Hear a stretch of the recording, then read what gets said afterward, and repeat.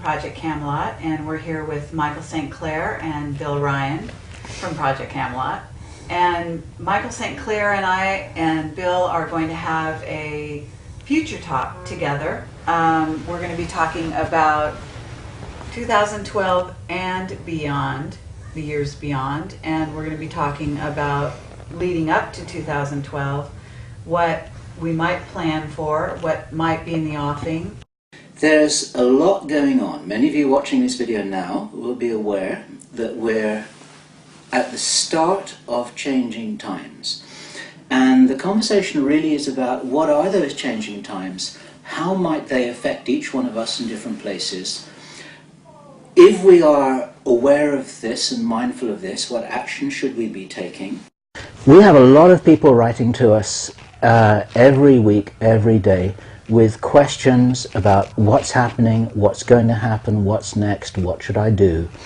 We talked about this a little bit with our first Future Talk with David Wilcock. We're going to continue this conversation. We're a couple months down the road. Michael St. Clair has got a lot to say. Thank you. And we've got a lot to share. So this is, let's actually say the month. This is May of 2008. First degree of Gemini, yes. Okay. Sun in first degree of Gemini. Is that today, as of today? Yes, the 20th. Yes. We in the, sorry, 21st. It's the 21st. The 21st. 21st of May, 2008, first degree of Gemini. Mm-hmm. Because a couple of years from now, when people look at this, they'll be saying, when was this shot? You know? When was this shot? So, Yes. one of the things that well, let me speak personally. One of the things that I really took away from Michael's first interview here, which feels like a very long time ago, it's back in 2006. Yes, a lot has It really happened feels like a since. long time ago. Yeah. Was you were talking about safe spaces. Yeah. And speaking personally, this is the first time that I started to sit up and think, safe spaces? I thought I was in a safe space, maybe I'm not. I started to ask those questions, and you've done a lot of work, a lot of thinking since then, a lot of exploration personally, and have given a lot of thought to what is this idea of a safe. In fact, if I remember rightly from a recent email we had, you don't even want to call it a safe space anymore, because that's like defensive thinking. Well, it's because this was my first word. I then changed it and I suggested more literary to call it islands of light or radiant zones, zones of radiance. Because what I'm saying is that we know that we're coming into some times where just things are not going to look so funny on the three-dimensional level. But this has more to do with the mindset of the people, with the majority of the people just not being with it. Do you remember that 2 years ago I told you that people will begin to lose it? They just won't be with it, mentally, spiritually, energetically, etc. So you need to know that inside of these energy depletion zones worldwide, we will be able to create zones, little small villages, cities even, or just in the woods, whatever, situations which are quote unquote safe, in the sense that the right people come together and some sort of sanity, spiritual, mental sanity rules, and that creates a radiant zone. So it's not so much about consciousness. Yes, it's not so much. Sorry, go ahead. That inhabits the place. Yes. And makes the Yes. place a safe place. That's the point that I wanted to say. That my last point is, you can have tons of rice and all the goods and all the safety you want and all the safeguards and everything that we can go through what a safe place is and is not. But if you have one insane person, the whole thing falls apart. So it's spiritually more speaking. So the place will be as safe as the people are functional. Then of course you want to know that probably, I shouldn't really say that, because if everybody did what I'm suggesting, I create more mayhem than the earth changes. But of course it's probably not advisable to live in the middle of a huge city, because simply in a huge city you have a lot more dysfunctional behavior. So it's not just about running for the hills or go into the mountains or into the woods. It's not so much about that. It's about having the right people together who really understand what this is about, what the next few years are about. Now, so yes. Here's a question. There may be some people watching this now who are saying, what are you talking about? Everything's fine. So, and you know, everything does look fine. I mean, it really looks fine. But What is all this We're here about? in Yes. an idyllic place. We're in Montreux. We've got a beautiful view of the lake, and this is the Hermitage. It's a lovely hotel, guest house, whatever. It looks idyllic. Yes. What could be wrong? It's the place I would have. We will have it. So, No, what's wrong What's is going that on? What's going on? things are not good, really, if we want to be honest, because below the surface, and I'm not so much talking about what's going on in politics, economy and all that, we'll get to that in a moment maybe, but I'm talking about the people are not quite with it. People don't understand, most, okay, not 95% of the people, I would suggest, are not really aware of what is cooking underneath, in the energetic, I'm talking now about energy, okay? Whereas a few of us, and more, thanks to the work you're doing, more and more people are really starting to, I don't like the word wake up, but they're starting to become aware, really aware of things that are going on, and they're starting to ask questions, which lead to a lot of soul searching as well, as asking themselves about what is about to happen and what can we do about it, etc. Because it's really about what we can do. It's not so much about listing funny prophecies and problems that will be, it's really what we actually can do, because there's a lot we can do to go through this time without actually any fear and actually come out of it better, because some good things will happen, are about to happen. So you have two kinds of realities that are sort of merging. That's a dimensional shift, and then splitting and going either way again, where you have a not so fine reality that has always been really for, you know, many years, for a long time, dysfunctional behavior, wars, etc., becoming more and more crescendo type, coming to a big confrontation, big conflict and tension, etc. I can show you later on an astrological chart how tension looks like in 2 years. But you have on the other hand very advanced people who are aware of what's going on, and they can, with their mind to some degree, turn the tide for some people. Well, That's isn't kind of there how I would- the idea that the indigo children can actually facilitate this? There's a telepathic link up that's going to be happening with these people, as well as those who are aware, in which we are all working together to kind of bring the earth through this time into a better dimensional shift, to a better place. Yes. As we move into the galactic center and these waves of energy that are Okay. coming through. I Now, mean, I don't yeah, know how but- you describe it, you know, in terms I of would like physics. I'd like to back right up here, because I want to represent the people who've got practical, pragmatic questions. You know, like the conversation we were having earlier today. Should you move to Sedona or not? You know, what's going to happen in America over the next few months? What's going to happen to the water table? Is there going to be enough water there? What about the infrastructure? Yes. Now, I want to represent the questions of those people, although I recognize that there's a metaphysical backdrop to all of this that a lot of people watching this will also be quite interested in. I want to know, on behalf of the people watching this, what action should I take? Should I be stockpiling food? When does this all start? How long should I be prepared for? What's the worst case scenario? It's about backup systems, what systems should be backed up, and is it irresponsible to talk about this anyway? Because maybe we're scaring people unnecessarily. Well, that's my what do you point. feel about that? Yeah, that's the point. You see, that we have to strike a balance. We cannot cause almost fear by speaking too much about it, but on the other hand, we can't say, oh, everything's fine, just there's no problem, all these prophecies are ridiculous, you're all crazy, because it's not. It's a bit of both. But I don't think it's a good idea to say, oh, everybody go pile up on food, because that creates more problems. Okay, Like well, you have let's restaurants, for let's instance, describe- taking too much stuff in. Sorry, go ahead. Let's describe the problems Yes. that may be occurring, okay? And we don't know we actually don't know the degree of those problems, but we certainly can say, first of all, we've got earth changes, right? Yes. Now They're happening now. China, Burma, Chile, I mean, it's right now ongoing. Okay, So this is a and reality. This may escalate.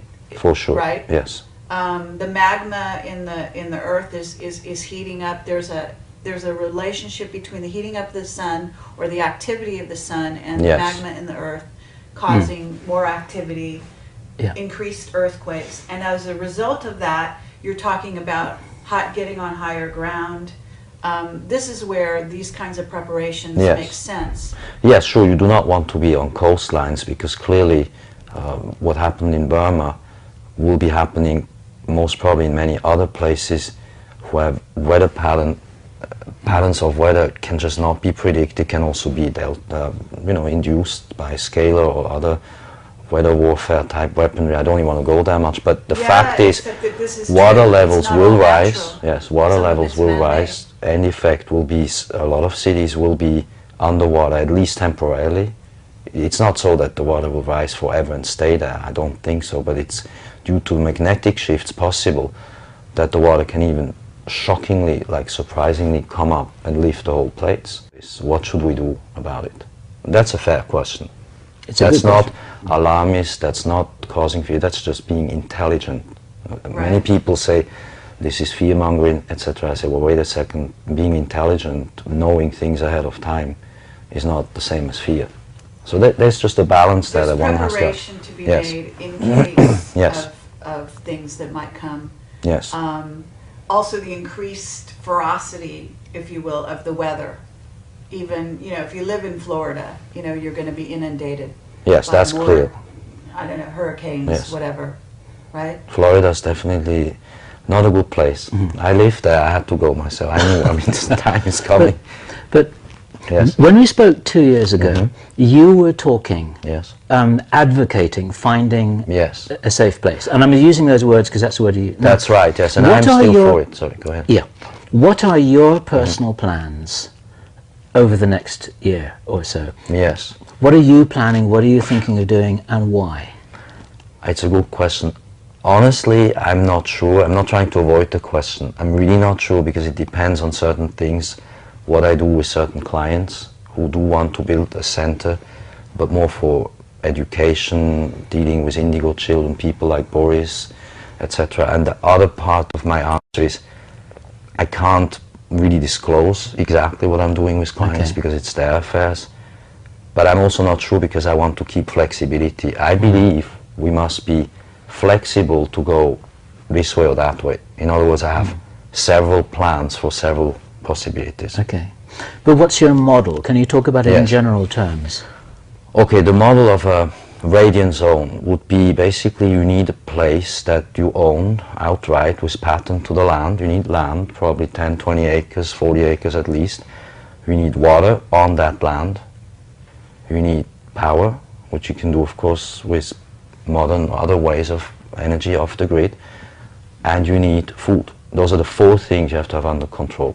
Again, land, water, energy, and food. And then you must have the right people together. So the idea is that people find to each other and group each other according to interests. And ideally they would have an expert in farming, in food, in sustainable living, a healer, a teacher. You have to have someone who understands medical, alternative medicine, etc.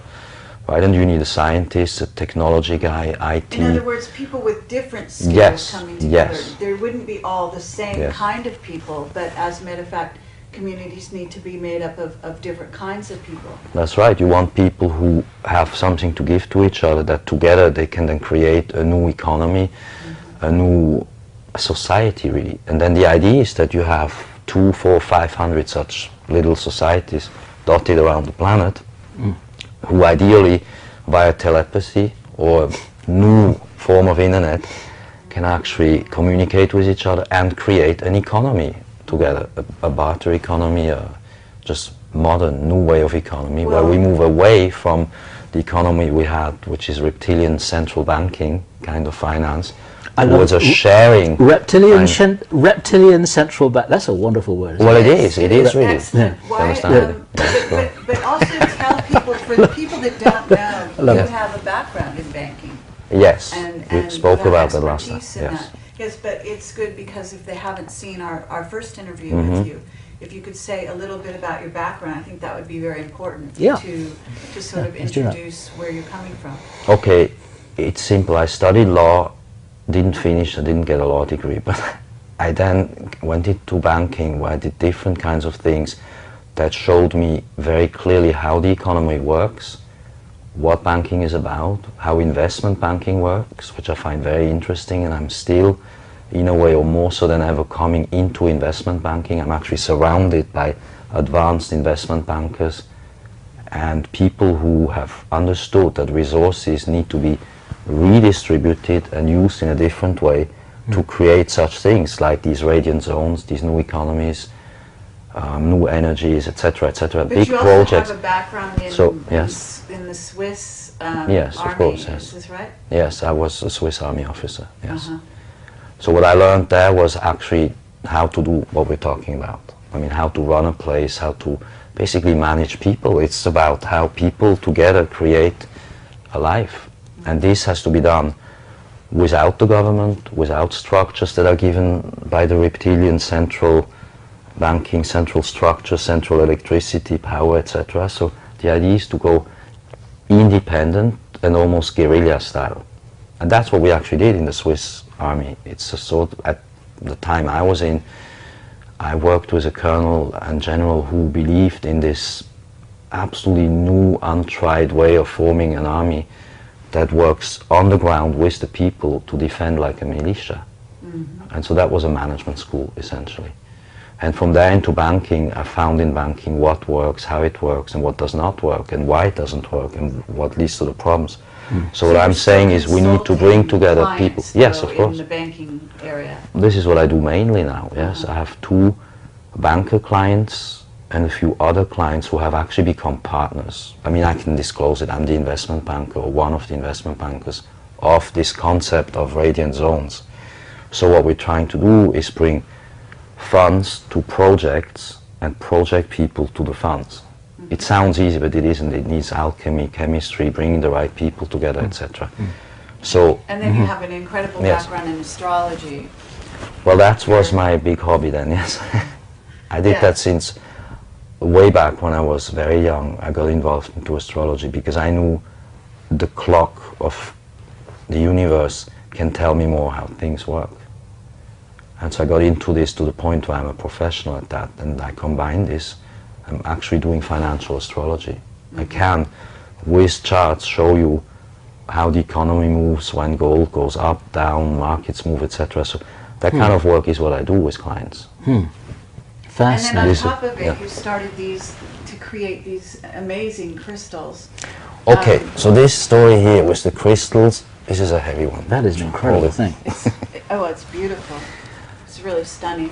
This is about orgone energy at its best. What I found out is that I have a recollection from a long, long time ago, which could have been Atlantis or something similar, where I was the master of the crystals.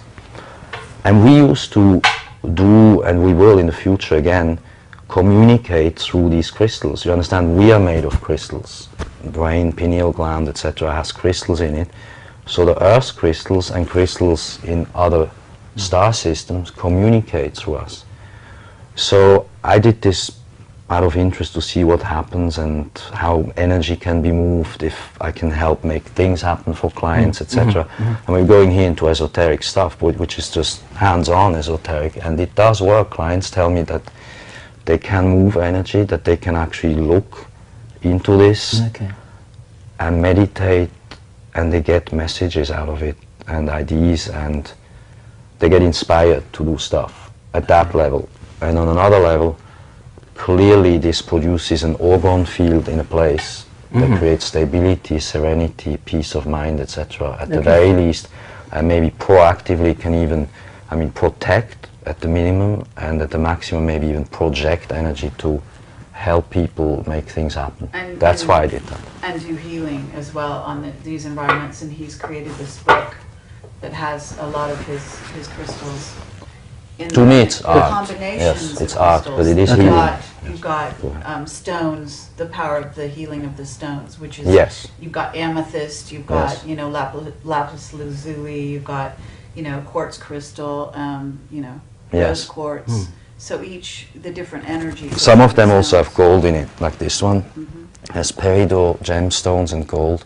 So I experiment with metals as well, and runes and To me it's art in the first place, but then I found out, well, maybe something more happens. Yeah. And it's an ongoing experiment. And this so is I've like done about 50 of those. Part of the future energy that these communities may be creating for themselves. But in summary, so your expertise is in energetics, astrology, and economy, banking, and survival. Yes. Well, I mean, really. I was always an interesting skill set. I was always interested in economics. How does economy work? Because all is economy. Our whole society, human beings who share, cooperate, that is what makes an economy. The problem we're in is simply we're now in 2008 coming towards the end of what I call this reptilian cycle of central control. And now the resources are going to shift to what I call Nordic or ET type resourcing, banking, economy, where people have to get their resources going and then do their own societies and their own economy. So in that sense, I'm a visionary, and it will happen. What does that mean, though? I mean, if I've got a whole bunch of dollars in an American bank, do I leave it in there, or do I do something else with that? This is a practical question. Yes, no, my advice is, well, first of all, the dollar is going to lose its value by at least another factor of half or more. And no, don't leave it in the bank. You should really... Banks are failing right now, isn't that right? There is practically no bank that is not failing, if we're really honest. And I mean, I can't say names, because I can't go there, but I can say that I know from an inside, really deep inside viewpoint, just like you have with Area 51, with your ET knowledge, I have inside banking knowing to say that most banks are in very deep trouble. And they're going to fail, and they will merge and merge until there will only be maybe 4 or 5 big groups of banking left. So the trend is towards more centralization. So knowing that, you have to take it out, get your stuff in silver, in gold, or resources, commodities. A friend of mine, investment banker, works on commodities, and create a new kind of economy in which you become independent of all of these things. I know this is challenging. I mean, we're talking really advanced, challenging stuff. Those are not easy things. No. But this is the good thing about all these earth changes. Sorry to interrupt you. The good thing about all of these so-called earth changes, all these changes, is that very advanced new people will come forward and lead. This is human leadership at its best, and it always comes about through huge challenges. So there's actually only positive in this whole mess, you know. But do you think personally, to use the cliche, that things are going to get worse before they get better? And Definitely, we're going to... Yes. You think so? Yes, of course. Between 2010 and 2017, I made a chart here for you. This is a typical astrological chart.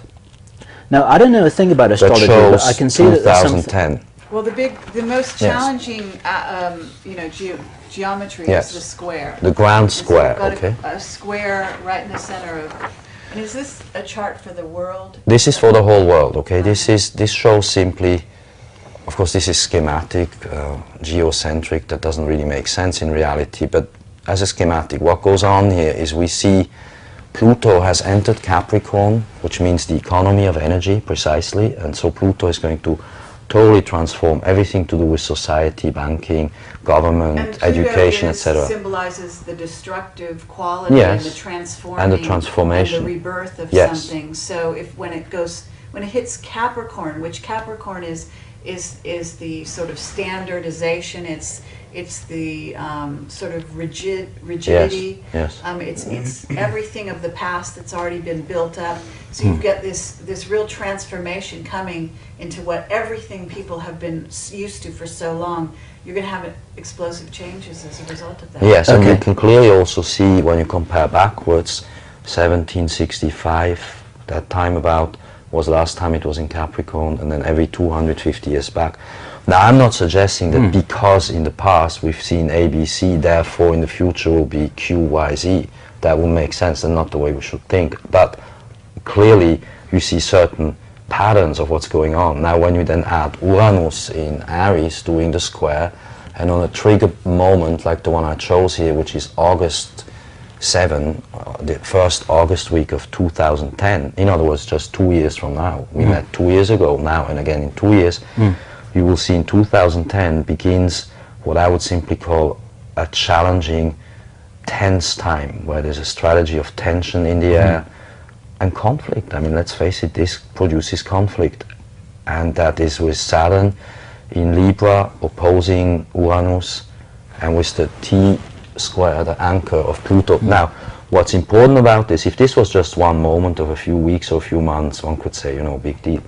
But this Pluto-Uranus square is actually going to move in tandem. Square means 90 degrees for at least 7 years. So this is a very long period. So between 2010, Yes. you're saying, and 17. 2017, Yes. we're facing major changes of all kinds. But does that mean that everything's okay until then? Are you saying that things Not will only really. get difficult before? Okay, go on. Sorry, no, not really. Things are not really okay, I think, but we have time enough time to get well prepared.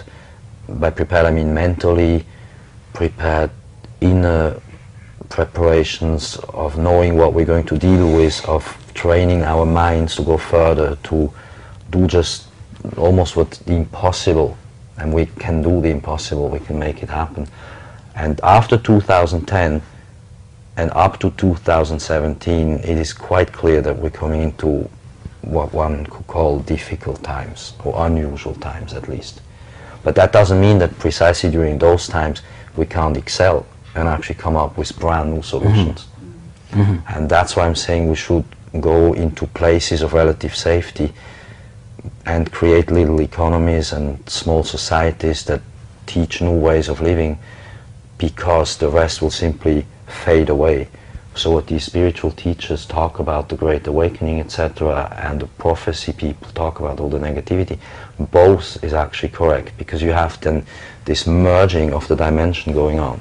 So you live side by side with societies that are completely crazy and going on their way out of history over the next, say, 10, 20 years. of people that While maybe others refuse are to going change, to, yes. right? Yes. Because that's it's when you resist change that you are damaged the most, in a sense. Yes. Whereas if you look forward to change and you actually flow with it and create along with the change, then that's where you ride out the change in sort of a better space.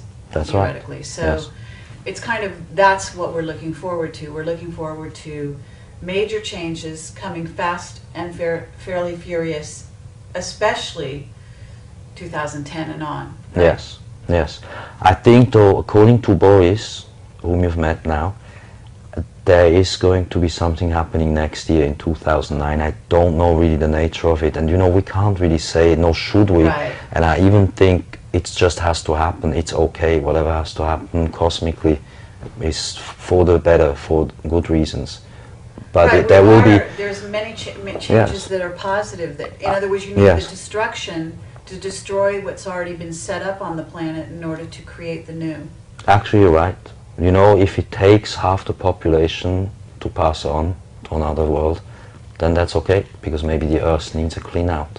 That's That sounds maybe That's pretty brutal, but it's... cavalier. that's an extraordinary thing to say. Well, I mean, there are people I'm listening not this. going to beat around the bush now this time, No, as you sure. guys. Yeah. I think we have to be Whatever realistic. you Yeah. I mean, we're here to have the conversation with you, to hear what you Yes. feel, and you know, and also we're going to give you our feedback to how it. Yes, Yeah. so if the Earth needs to clean itself up of the parasitic forces, then that's what it takes. It doesn't have to be so. If, of course, overnight 7 billion people start realizing what we're talking about and start changing their ways of life, start thinking in other ways, then all this wouldn't be needed, and probably there wouldn't be so many Earth changes. I know this seems not to make sense, but I know this to be true for myself. And I would like people to, I would like you to look at wingmakers.com, the website Wingmakers, and listen to the interview by its creator, James. It's a 2-hour Yes, interview absolutely. that just came out, and he will take you through these things from his viewpoint, and then you can read Wingmakers and other things, but you will see that what we're talking about here, there is a point to what we're saying, and So- that there will be good coming out of those seemingly bad changes. Let me check my understanding of what I think you're saying here, because what I think you're saying is what my understanding was, that James Lovelock was saying, who is the originator of the Gaia hypothesis, or the Gaia metaphor, if you like, that the Earth is a living creature. Absolutely, yes. Which kind of has the human race on it now functioning as a sort of uncontrolled parasite with sort of with uncontrolled parasitic growth, and there's something that's out of balance, and that what this organism is going to do is it's going to try and, you know, shake off the parasite, at least to bring things back into balance, if it can. So you're talking about a phase where things would come back into balance. Yes. And from a very, very high spiritual viewpoint, you're sort of saying, well, you know what, there may be a phase here where a lot of people are going to pass on because we can't sustain these numbers on this planet. Yes. Is that kind of what you're saying? That's right. That's well summarized. Yes. By the same token, there's a sense of the consciousness. This is where we have a choice in the matter as humanity, as, if you will, the parasite, which we should not be on the earth. Instead, we should be living as, you know, the Native Americans have said, and the Native peoples is with the earth instead of against her. Yes. Yes. But is that if we change our consciousness, if you know, things like our Futuretalk here will make enough people aware, they will wake other people up and begin to work together, taking our consciousness, unifying it in such a way that we're working for the positive, that less earth changes will be happening, less people will have to pass from this incarnation on to the next, and so on, right? So that's right. It's actually a choice that we have. It's still a choice as to how we ride through the future here. Yeah.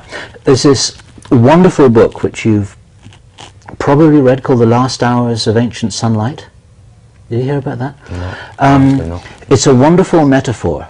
It has a double meaning. The last hours of ancient sunlight refers to the loss of the ancient tribal wisdom that the Native Americans knew, that the shamans know, that the Mayans knew, that the Aborigines in Australia still know. And also, interestingly enough, the last hours of ancient sunlight is the end of the oil. The ancient sunlight, you see. And the premise in that book is that in order to get back to balance, we have to rediscover the ancient knowledge and wisdom that our forefathers had. For instance, there's this wonderful little story that is told, you know, that the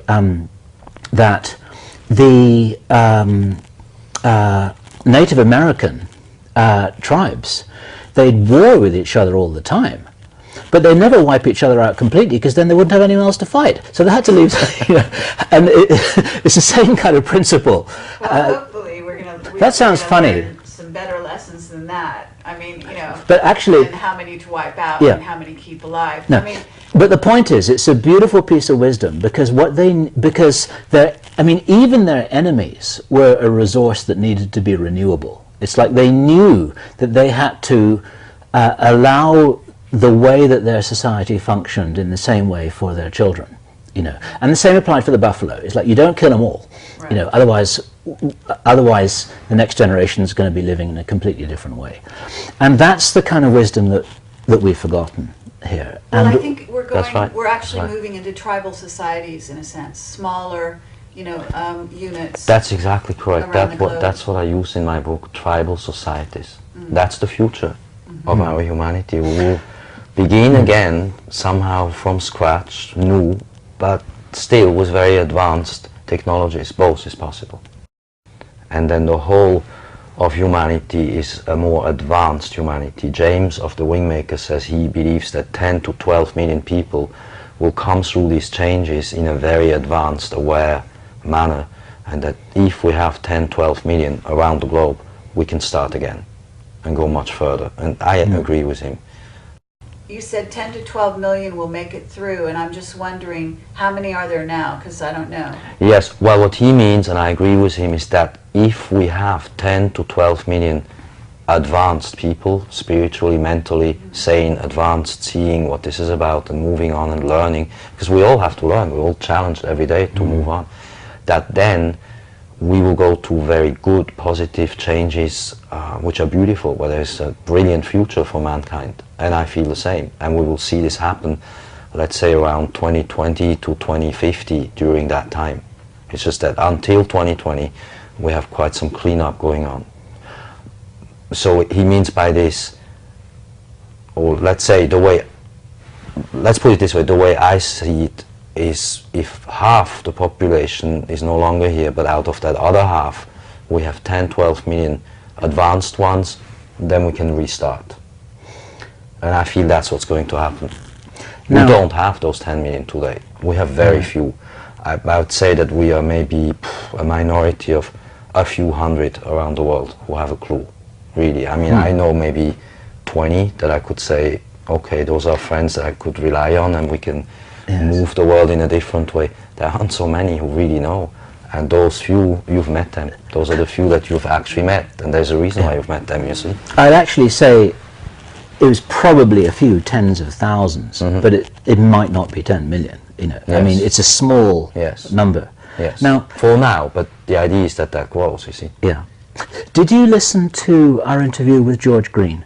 Absolutely, yes. Yes. I listen to all of your interviews all the time. In your, is this connected with what George Green refers to as the ground crew? What we just spoke about, the 10,000 or 10 million people, you mean? Yeah. I'm not sure where he takes it from. I know that he has, I don't know what kind of guidance of ET kind. I know it's extraterrestrial, but I don't know if it's Nordic. Mine is more in line with the Nordic type line of thought, which is a very, Playa and Playa. Which are Nordics. You know. I agree, that's the same, then we are on the same page, that's what we mean, yes. My understanding of what he means is that there's a relatively small group of people. I mean, it may be, you know, hundreds of thousands or millions, ideally, but it's still a very tiny proportion of the human race. Yes. Who are aware enough and alert enough and prepared enough to be able to ride through the storm. Sure. And start things again if necessary. Yes, and also educate the others. Yeah. Do you see, one thing I heard in this interview with James, his webmaster who interviews him, Mark Hempel, I believe is his name, he said that the most Googled phrase in China, or one of the most Googled phrases in Google China is, why are we here? Really? What are we doing here? Why are we on this earth? See, in the United States or in our Western world, the most Googled word will be some rock star or movie star name, whatever. In China, people are actually asking, what are we doing here? What for? So you see, it is going on. Of course, there's a huge groundswell of awareness. It's there. I'm just saying that I know maybe of 200 people that I could say, okay, they're going to be the future leaders. And those are people like Boris or like Dan Burish in his thought, or John Lee, these kinds of people that you interview, who are people who share what they know, and for good reason. Who are thinking out of the box, they've got the courage to say what they know or what they feel. They're not going to be put down by any criticism. Yes. This is what you're talking about. Yes. Yeah. So they're carrying the torch. Yes, well, it takes courage. Truth tellers, people that are risking themselves to put themselves out there to tell the truth, are by nature going to be leaders of sort of the world going forward. Yes, I mean by leaders, thought leaders, people who bring new ideas into this world, people like Tesla or Reich or Krishnamurti, these types of people. Although Krishnamurti said precisely we don't want leaders because we don't want followers, and I say the same in my book, you don't have to follow any gurus, any religions, all that is toast and history anyway. Through these changes, this whole thinking will have to be changed. But I'm speaking of leaders in terms of creators, co-creators, people who lead the way in the way we should be looking at the world and at our life. Yes. Inspirational thinkers. Yes. Yeah. That's what I mean. Sort of at the forefront, in a sense, the first wave. Yes. Of of what's coming, because in a sense we're all leaders as we go forward. That's actually going to be a trait that's required to sort of make it through the next few, the next several years. That's right. Each one has to be his or her own leader. You must also be focused inner. I mean, isn't there a sense that that you can't actually go and look in a book and say, oh, this is going to be a safe place in X, Y, Z, and go there. It's actually where you must listen to your inner guidance. Absolutely. It sends you, because it'll be safe for you where you're actually pulled magnetically to be, and with the people that you're meant to be with.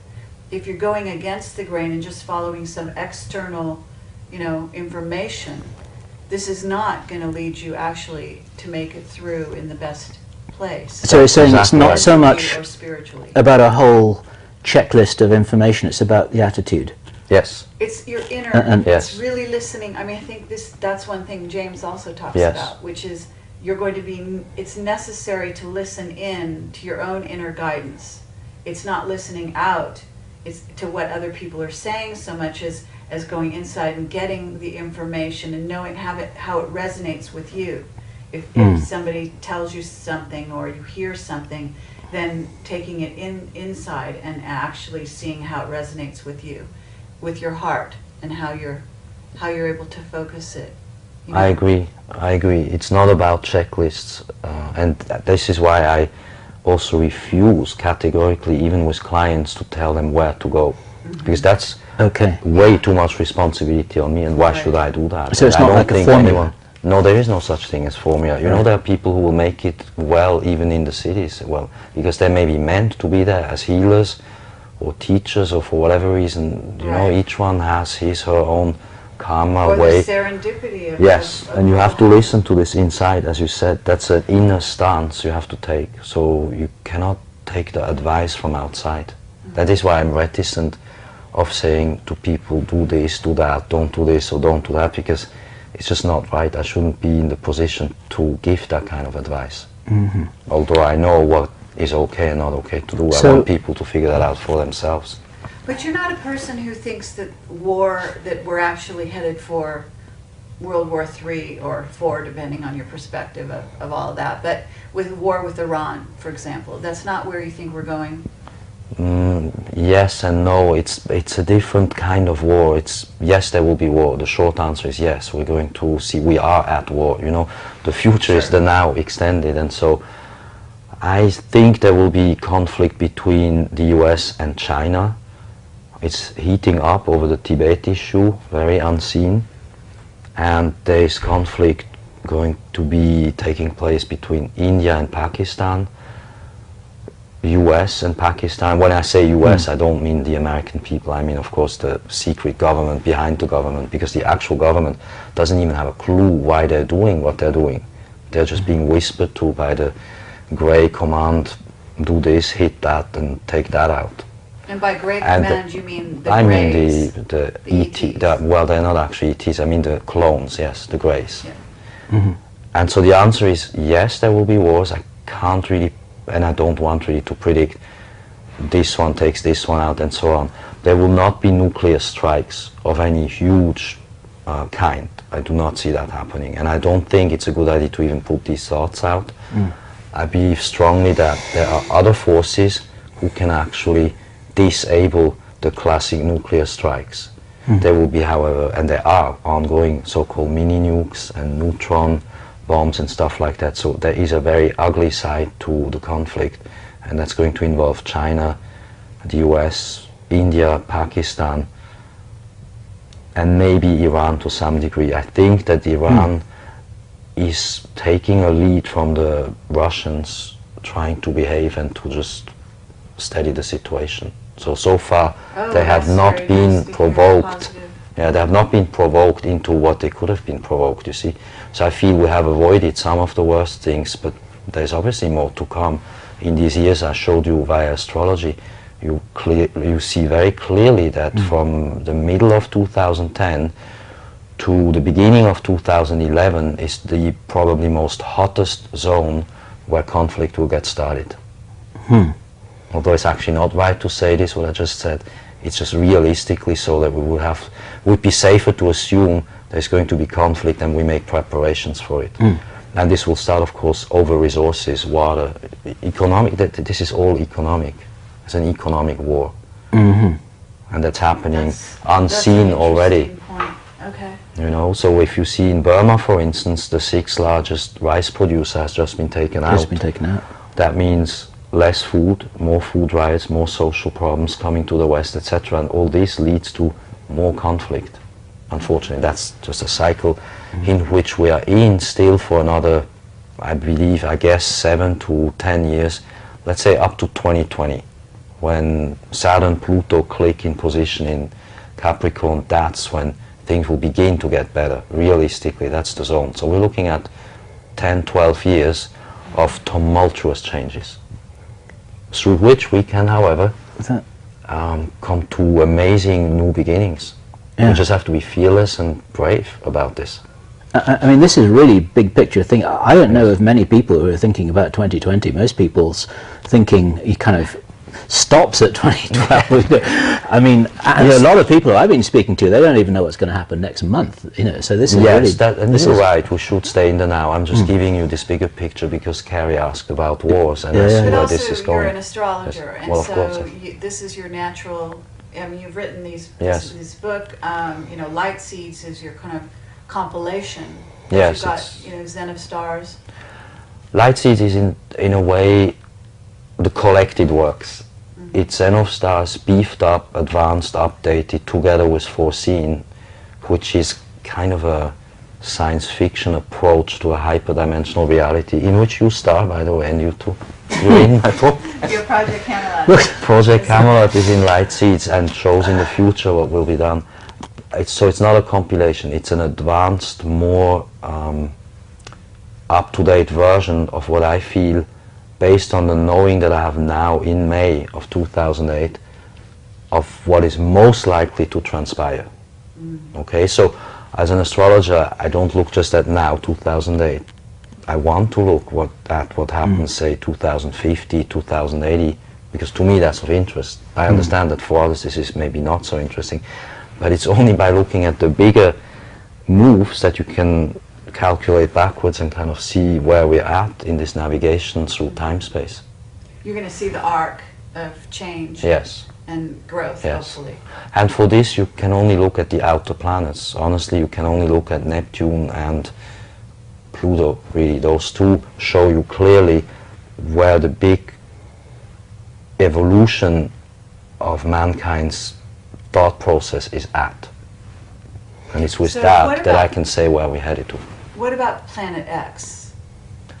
To me personally, honestly, Yes. I think it's a complete, it's bullshit. Sorry to say. No? I think that the No Vatican, apology necessary. the Vatican, no, I know they Actually, want, a good thing if they this- want their Planet X, they want it so bad, but it's not going to happen. You think it's No. a distraction? It's an invention, is what it is. An invention. It's an invention, I believe, by the Vatican, which in turn is controlled by the reptilian, literally underground. The Vatican sits on a huge base, and they are insane, and they come up with these stories. Now, there is a reason why there are these South Pole operations going on, but I don't believe it's that they're looking for Planet X. They may be orbiting like asteroids, stuff like that, but you know, we would know that the European Space Agency would actually say such things. They are more advanced in that sense than NASA is or other space agencies. But there is no body coming to hit the Earth, so that is just complete rubbish. Yeah. What will be, and Planet X is a metaphor or a sort of a code name, what will take place, in my opinion, and is taking place, is a shift of the magnetics. And this may press somehow on the atmosphere. To say this in a stupid way, in a simple way, it's pushing and pulling on the outer layers of the Earth. That's my opinion. And the whole of the planetary system, our solar system, is moving, let's say, through a zone, an interdimensional, hyperdimensional switching of energies. It's difficult to get the right words here for me, but you see where I'm getting to. It's a change of energies through which we're moving, and it, whatever that it is, that new energy moves through us.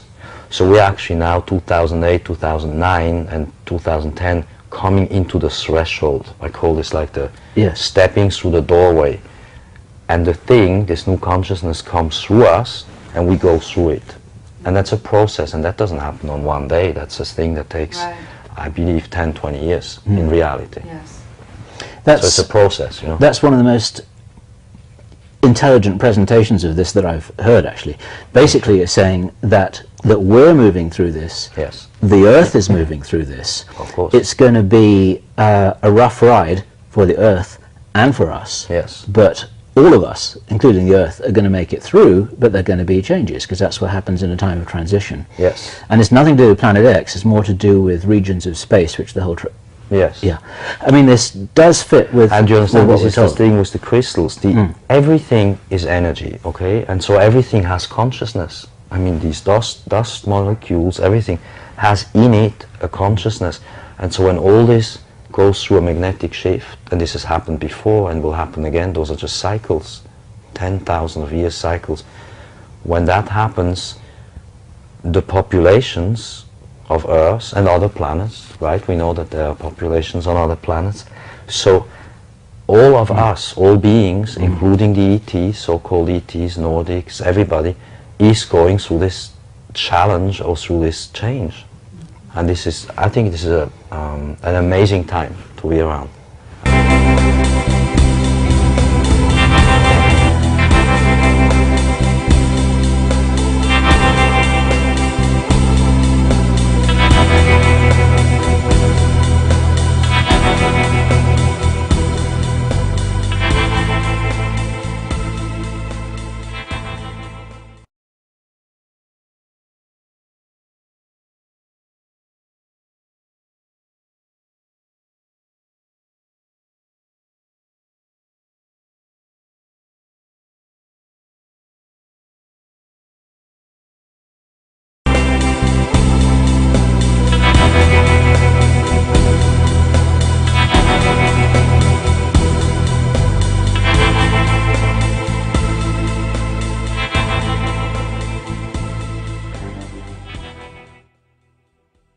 They are sort of merging, that's a dimensional shift, and then splitting and going either way again, where you have a not so fine reality that has always been really for, you know, many years, for a long time, dysfunctional behavior, wars, etc., becoming more and more crescendo type, coming to a big confrontation, big conflict and tension, etc. I can show you later on an astrological chart how tension looks like in 2 years. But you have on the other hand very advanced people who are aware of what's going on, and they can, with their mind to some degree, turn the tide for some people. Well, that's kind of how I would... the idea that the indigo children can actually facilitate this?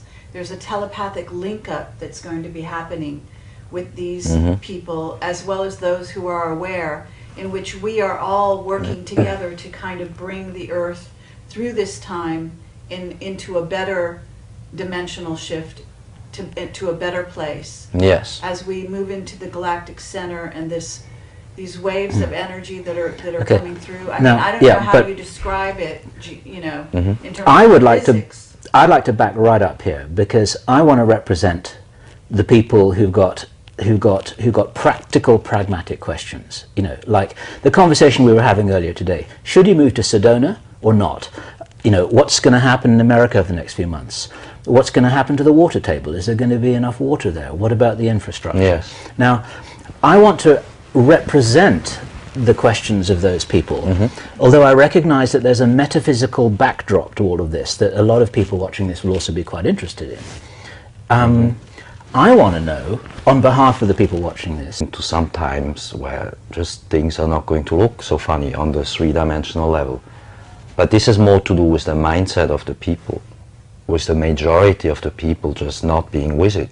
Do you remember that 2 years ago I told you that people will begin to lose it? They just won't be with it, mentally, spiritually, energetically, etc. So you need to know that inside of these energy depletion zones worldwide, we will be able to create zones, little small villages, cities even, or just in the woods, whatever, situations which are quote unquote safe, in the sense that the right people come together and some sort of sanity, spiritual, mental sanity rules, and that creates a radiant zone. So it's not so much about the consciousness. Yes, of it's not so much. people Sorry, go ahead. That Yes. inhabits the place. Yes. And makes the Yes. place a safe place. That's the point I wanted to say. That my last point is you can have tons of rice and all the goods and all the safety you want and all the safeguards and everything that we can go through what a safe place is and is not. But if you have one insane person, the whole thing falls apart. So it's spiritually more speaking. So the place will be as safe as the people are functional.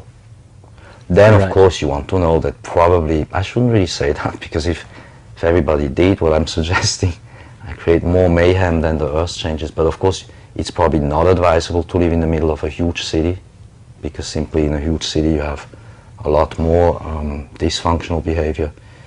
So it's not just about running for the hills or go into the mountains or into the woods. It's not so much about that. It's about having the right people together who really understand what this is about, what the next few years are about. questions about what's happening, what's going to happen, what's next, what should I do.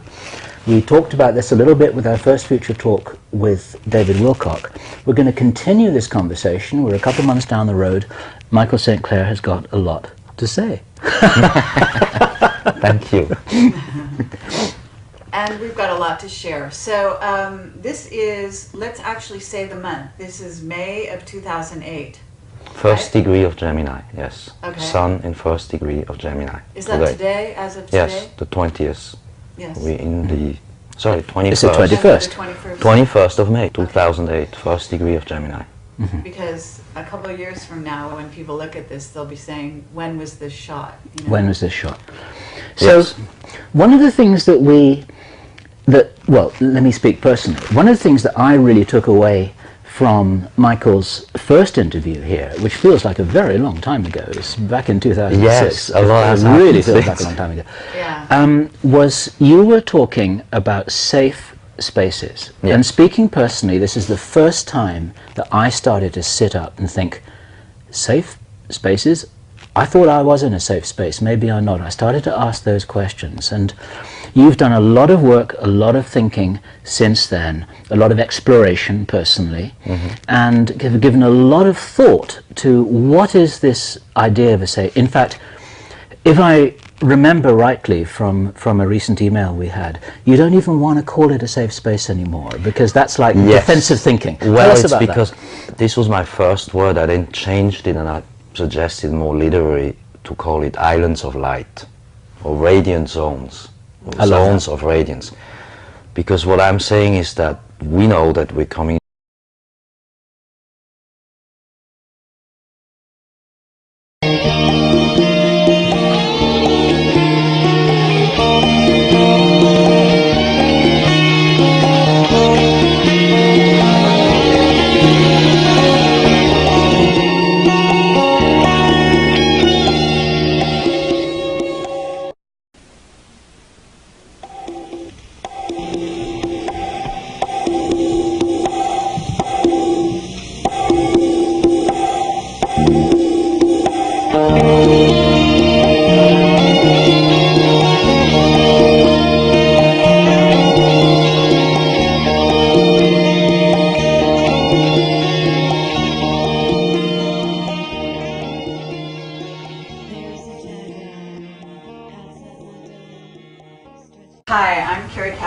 From Project Camelot, and we're here with Michael St. Clair and Bill Ryan from Project Camelot. And Michael St. Clair and I and Bill are going to have a future talk together. We're going to be talking about 2012 and beyond, the years beyond, and we're going to be talking about leading up to 2012, what we might plan for, what might be in the offing. There's a lot going on. Many of you watching this video now will be aware that we're at the start of changing times. And the conversation really is about what are those changing times? How might they affect each one of us in different places? If we are aware of this and mindful of this, what action should we be taking? We have a lot of people writing to us every week, every day with now. So here's a question.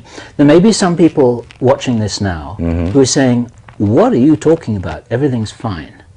So And, you know, everything does look fine. I mean, it really looks Absolutely. fine. But what is all this We're here about? in an idyllic place. We're in Montreux.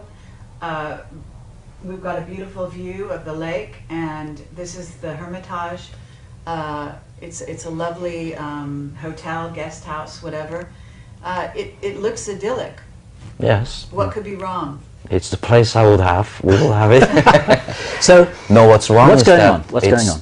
things are not good, really, if we want to be honest, because below the surface, and I'm not so much talking about what's going on in politics, economy and all that, we'll get to that in a moment maybe, but I'm talking about the people are not quite with it. People don't understand, most, okay, not 95% of the people, I would suggest, are not really aware of what is cooking underneath, in the energetic, I'm talking now about energy, okay? Whereas a few of us, and more, thanks to the work you're doing, more and more people are really starting to, I don't like the word wake up, but they're starting to become aware, really aware of things that are going on, and they're starting to ask questions, which lead to a lot of soul searching as well, as asking themselves about what is about to happen and what can we do about it, etc. Because it's really about what we can do. It's not so much about listing funny prophecies and problems that will be, it's really what we actually can do, because there's a lot we can do to go through this time without actually any fear and actually come out of it better, because some good things will happen, are about to happen. So you have two kinds of realities,